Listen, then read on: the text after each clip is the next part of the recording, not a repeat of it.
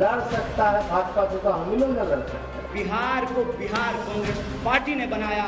नैतिकता की बात आएगी, विचारधारा की बात आएगी, तो कभी लालू जी झुके नहीं। जिसके पास बाबूजी का छाती है ना, सब अपने अपने छाती में उसको लपेट लिया है।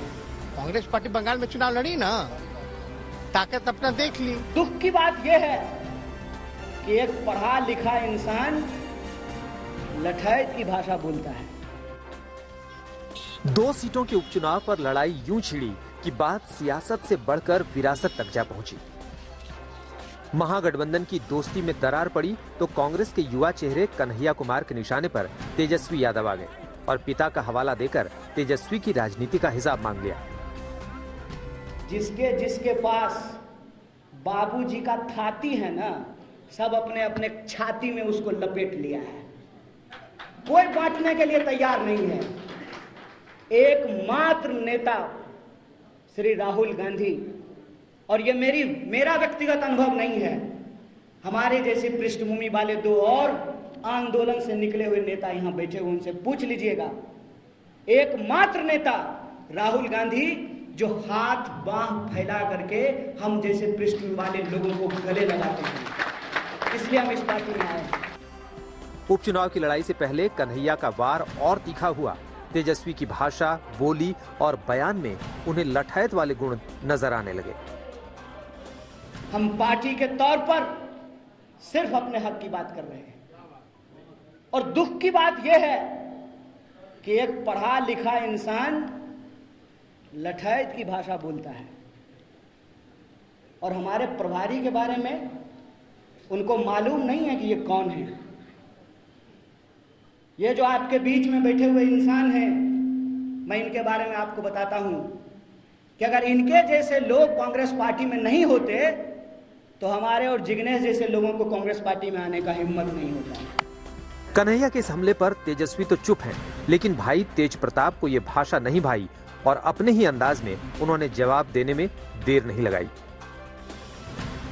जब से आए हो अक्कड़ बक्कड़ कुछो बोलते जा रहे हो। गैंग वाले थे, अब नेता बनने का शौक पाले होगा। याद रखो कि अगर लालू यादव जी ना होते तो शायद तुम भी ना होते। दरअसल तारापुर और कुशेश्वर स्थान विधानसभा सीटों के उपचुनाव को लेकर पहले ही कांग्रेस और आरजेडी आमने सामने है, लेकिन इस चुनाव को लेकर बयानबाजी का ऐसा दौर चल पड़ा कि सालों की दोस्ती ब्रेकअप तक पहुंच गई। यहाँ जब प्रश्न है कि आप हमारा निवाला छीन रहे हो तो उसे बचाना जरूरी है। हमारी सम्मान स्वाभिमान नहीं कर रहे हो तो हम क्यों आपका करें। कांग्रेस नेताओं की बयानबाजी के बीच आरजेडी के तेवर भी बदल गए हैं। यही वजह है कि चुनाव प्रचार में पहुंचे तेजस्वी यादव ने कांग्रेस को बंगाल चुनाव की याद दिला दी। कांग्रेस पार्टी बंगाल में चुनाव लड़ी ना, ताकत अपना देख ली। लेकिन बैठक में ममता जी भी आती है ना, साथ में ऑपोजिशन के। पिछले बैठक में सोनिया गांधी जी बुलाए थे, हम लोग सब लोग थे। तो निर्णय तो ये लेना है, चलिए ठीक है। उपचुनाव में महागठबंधन को लड़ाई एनडीए के खिलाफ लड़नी थी, लेकिन दोस्तों में ही ऐसी जंग छिड़ी कि एक दूसरे के खिलाफ मोर्चाबंदी शुरू हो गई। आपको राजनीति से 19 विधायकों को लात मार दिए, कांग्रेस को गाली दे दिए, कांग्रेस को अपमानित कर दिए, और आप कहते 2 विधायक जीत जाएंगे।